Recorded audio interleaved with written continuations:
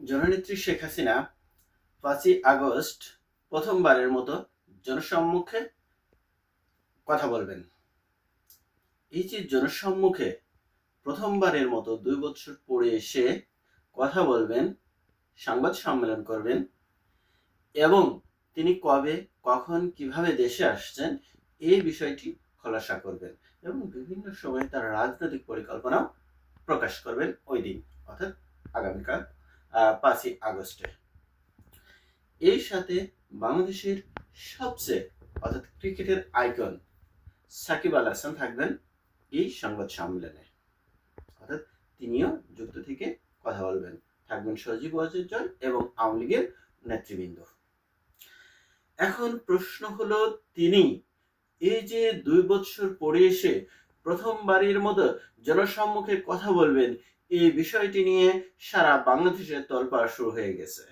তিনি যে দেশে আসবেন এই ডিসেম্বরের মধ্যে যে ঘোষণাটা দিয়েছেন, সেই ঘোষণার মধ্যেই বাংলাদেশে যখন তোলপাড় চলছে, ঠিক তখন মার্কিন যুক্তরাষ্ট্রের বিশেষ দূত সার্জিও গোর বাংলাদেশ সফর করেন এবং বাংলাদেশ সফর করে সরকারের বিভিন্ন পর্যায়ে অর্থাৎ স্বরাষ্ট্রমন্ত্রীর সাথে কথা বললেও পররাষ্ট্রমন্ত্রীর সাথে কথা বললেও দলীয় ফর্মে অর্থাৎ বিএনপি বা জামাতে ইসলাম কিংবা এনসিপির কোনো দলীয় কোনো নেতৃবৃন্দের সাথে কথা বলেননি। কিন্তু এই সার্জিও গোল কথা বলেছেন আওয়ামী লীগের সাথে এবং আওয়ামী লীগের সাবির হোসেন চৌধুরী, আওয়ামী লীগের এক সময়ের মন্ত্রী ছিলেন, সাবির হোসেন চৌধুরীর সাথে কথা বলেছেন এবং একজন নারী নেত্রীর সাথে কথা বলার কথা ছিল, কিন্তু নিরাপত্তাজনিত কারণে তিনি অ্যাটেন্ড করেননি। এছাড়াও কথা বলেছেন জাতীয় পার্টির সাথে, যেখানে বিএনপি, জামাত এবং এনসিপির মতো দলগুলোর সাথে কথা না বলে এই আওয়ামী লীগ এবং জাতীয় পার্টির সাথে কথা বলার একটি বিশেষ মেসেজ দিয়েছে সরকারকে। অর্থাৎ শুধু তাই নয়, সংবাদ সম্মেলন করে পররাষ্ট্রমন্ত্রী সার্জিও গোরের সাথে কথা বলার পরে যে সংবাদ সম্মেলন করে, সেই সংবাদ সম্মেলনে সাংবাদিকরা যে প্রশ্নগুলো করছিল সেই প্রশ্নেরই উত্তর ছিল না। অর্থাৎ তিনি আওয়ামী লীগের বিষয়ে কোনো কথা বলেননি, এই রাজনৈতিক প্রেক্ষাপটে তিনি কোনো কথাই বলেননি এবং মুখ কাসুমাসু করে যখন এই বিষয়গুলো অস্বীকার করছেন, তখন এই যে দীর্ঘ সময় তারা মিটিংয়ে কি কথা বলেছেন সে কথারও সদুত্তর দিতে পারেনি। এর অর্থ দাঁড়াচ্ছে, এই সরকারের সাথে আমেরিকান সরকারের অর্থাৎ সার্জিও গোরের যে মিটিং হয়েছে, তাদের যে চাওয়া পাওয়া, সেই চাওয়া পাওয়ার সাথে বর্তমান সরকারের চাওয়া পাওয়ার কোনো মিল হচ্ছে না। তারা যেটা বলছে এবং বর্তমান সরকার যেটা করছে তাদের সাথে যাচ্ছে না। আমরা জানি এই সরকারকে বসিয়েছে আমেরিকা, কিন্তু খুব সম্ভবত আমেরিকা এই সরকারকে বসালেও এই সরকার আমেরিকার চাওয়া পাওয়া অনুযায়ী সবগুলো কাজ দেশের জলাঞ্জলি দিয়ে সম্পূর্ণভাবে করা সম্ভব হচ্ছে না। কেননা এই কিছুদিন আগে তারেক রহমান প্রথমবারের মতো অর্থাৎ প্রাইম মিনিস্টার হওয়ার পরে তিনি চীন সফর করেন। এই চীন সফরে বিভিন্ন বিষয়ে যেসব আলাপ আলোচনা হয়, যেসব বিষয়ে ঐকমত্য হয়, এই সব বিষয়গুলো যুক্তরাষ্ট্র তার নিজস্ব চোখে দেখতে সুচোখে অর্থাৎ সুন্দরভাবে নিচ্ছে না। তাদের চোখে এটা বাঁকা চোখে নিচ্ছে। এই যে বাঁকা চোখে এই বিষয়গুলো নিচ্ছে এবং এটি হয়তোবা গোরের একটি অন্যতম কন্ডিশন ছিল। অর্থাৎ আমরা যে ট্রেড দেখেছি অর্থাৎ বিজনেস ট্রেড যে চুক্তি করেছিল, সেই চুক্তি এবং এছাড়া যেসব অন্তত গুরুত্বপূর্ণ দুটি চুক্তি জিসুমিয়া এবং আকসার চুক্তির যে খসড়া তৈরি করা আছে, এই চুক্তিগুলো পর্যালোচনা করলে দেখা যায় যে আমাদের স্বাধীনতা ও সার্বভৌমত্ব জলাঞ্জলি দেওয়া হয়েছে। এখন আমরা চাইলেই চীনের সাথে কিংবা রাশিয়ার সাথে কিংবা আমেরিকা যেখানে চায় না সেই সব দেশের সাথে আমরা কোনো বাণিজ্য কিংবা কোনো চুক্তি করতে পারছি না বা কোনো কিছু কেনাকাটা করতে পারছি না। যেমন গম সারা বিশ্বে কম দামে হলেও আমাদেরকে আমেরিকা থেকে বেশি দামে কেনা হচ্ছে। শুধু গম এবং এলপিজি গ্যাসই নয়, বিভিন্ন বিষয়গুলো সামরিক এবং অন্যান্য বিষয়গুলো সারা পৃথিবীতে কম দামে পেলেও সে বিষয়গুলো আমাদেরকে আমেরিকা থেকে এখন বেশি দামে ক্রয় করা হচ্ছে বা ক্রয় করতে লাগছে।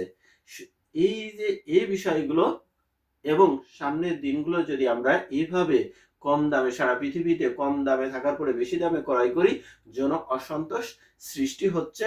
এই যে জন অসন্তোষ সৃষ্টি হচ্ছে এবং স্বাধীনতার যে জলাঞ্জলি দিচ্ছি, এই বিষয়গুলো হয়তোবা এর একটা ব্যালেন্স হয়তোবা বর্তমান সরকার চাইতে পারে যে কিছুটা হলেও প্রিভিয়াস সরকার যেমন আমেরিকা এবং চায়না রাশিয়ার সাথে, অর্থাৎ প্রিভিয়াস সরকার মিন শেখ হাসিনার জননেত্রী শেখ হাসিনার সরকার যেমন সারা পৃথিবীর সবার সাথে ব্যালেন্স ঠিক রেখে রাষ্ট্র পরিচালনা করেছিল, এই সরকার একপেশে এবং দুর্বল হয়ে যাচ্ছে।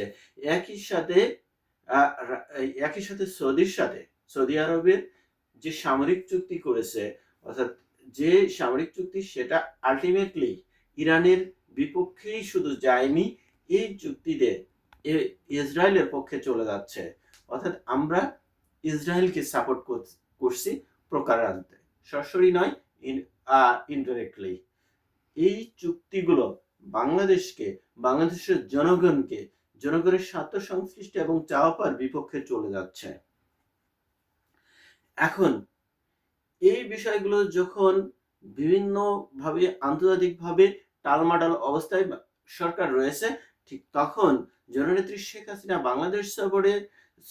বাংলাদেশ ব্যাক আসবেন, এই বিষয়টি নিয়ে দেশের অভ্যন্তরেও চলছে নানা আলাপ আলোচনা। এই যে নানা আলাপ আলোচনা চলছে, এখানে আন্তর্জাতিকভাবেও বিভিন্নভাবেও এর একটি প্রেশার আছে। আমরা যেটা মনে করছি যে জননেত্রী শেখ হাসিনা বাংলাদেশে আসবেন আর বর্তমান সরকার তাকে ধরে নিয়ে যে ফাঁসি দিবে, বিষয়টি মোটেও তা নয়। এখানে অবশ্যই জাতীয় এবং আন্তর্জাতিক বিভিন্ন বিষয়গুলো কাজ করবে। যেমন এইখানে এই সময়ের মধ্যে শুধু সংগঠিত আওয়ামী লীগ এবং ছাত্রলীগ যুবলীগই সংগঠিত হবে না, এই সংগঠিত দলীয় সংগঠনের সংগঠিত হওয়ার সাথে সাথে আন্তর্জাতিকভাবেও সংগঠিত হবে। আমরা জানি কিছুদিন আগে এই আমেরিকার মাধ্যমে বর্তমান সরকার ক্ষমতায় বসেছে, এই আমেরিকা কিছুদিন আগে বাংলাদেশকে বলেছে, অর্থাৎ মোদীকে বলেছে যে বাংলাদেশকে তারা মোদীর চোখে অর্থাৎ ভারতের চোখে দেখে, অর্থাৎ ভারত যেভাবে চায় সেভাবেই বাংলাদেশকে চাচ্ছে আমেরিকা। আর আমাদের সরকার আমেরিকার পায়ে ধরছে, আমেরিকাকে নাকে খড় দিয়ে ক্ষমতায় বসে এখন আবার ভারতের বিপক্ষে যাচ্ছে। সুতরাং দুটো যখন কন্ট্রাডিকশন হচ্ছে, তখন তাদের আন্তর্জাতিক রাজনীতিতে ভারসাম্য ধরে রাখতে পারছে না। এই যে আন্তর্জাতিক রাজনীতির ভারসাম্য বা ব্যালেন্স যে নষ্ট হচ্ছে, এই নষ্টের অন্যতম কারণ হলো আমাদের যে পররাষ্ট্রনীতি ছিল, এই আমাদের পররাষ্ট্রনীতি হলো সবার সাথে বন্ধুত্ব, কারোর সাথে শত্রুতা নয়। কিন্তু ব্যালেন্স নষ্ট হওয়ার ফলে আমরা বিভিন্ন দেশের সাথে সামরিক চুক্তি করছি, কারোর সাথে বন্ধুত্ব তো দূরের কথা, কারোর সাথে আমরা শত্রুতা তৈরি করছি, এবং ইন ফিউচারে এভাবে চলতে থাকলে কোনো একদিন মিসাইল আমাদের দেশে এসে পড়বে। যা হোক, এখন এ বিষয় নিয়ে আর বেশি কথা বলছি না। আশা করি আমাদের জননেত্রী শেখ হাসিনা ডিসেম্বরের মধ্যেই আমাদের দেশে ফিরে আসবেন, এই কামনায় আজকের মতো পর্যন্ত। আল্লাহ হাফেজ।